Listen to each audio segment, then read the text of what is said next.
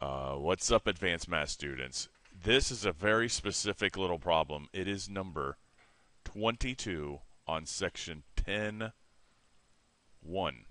And here's the basic deal. It tells you that this point right here is the midpoint of a line that goes from here through this point out to here somewhere. Now I'm just going to plop a line in there. I don't really know where it's going to end, but we're going to basically find whatever point this is out here. To do this, it's actually, once you understand, it's very simple because this is the midpoint formula, which means this -3 here is actually the answer to this question right there.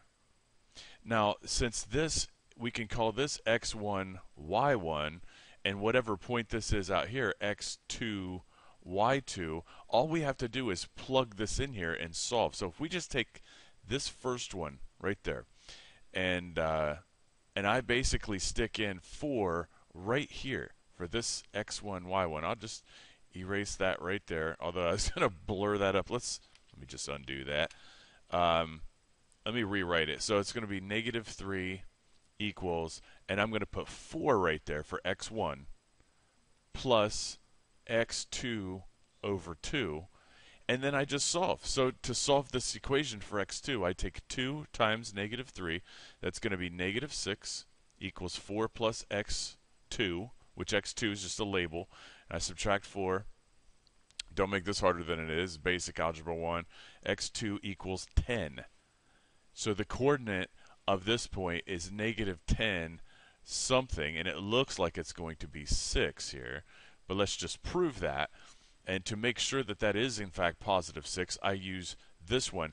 And I'm going to let 5 halves, I'll do it right here, 5 over 2 equal y2 plus y1. But instead of y2 plus y1 plus y2, I'm going to say -1 here plus y2 divided by 2, because that's the, that's the formula.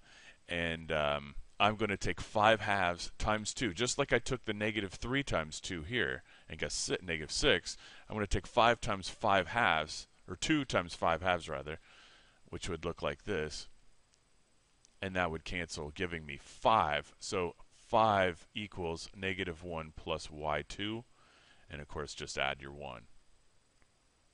Now I know I went through this extremely fast, but there you go. And this would be -10, the coordinates, -10, 6. And here's the 6, here's the -10. And I hope that made sense. When a midpoint is here, an end point is here, you can find this point by doing this technique and letting your coordinates here equal what the midpoint is. Have a good one.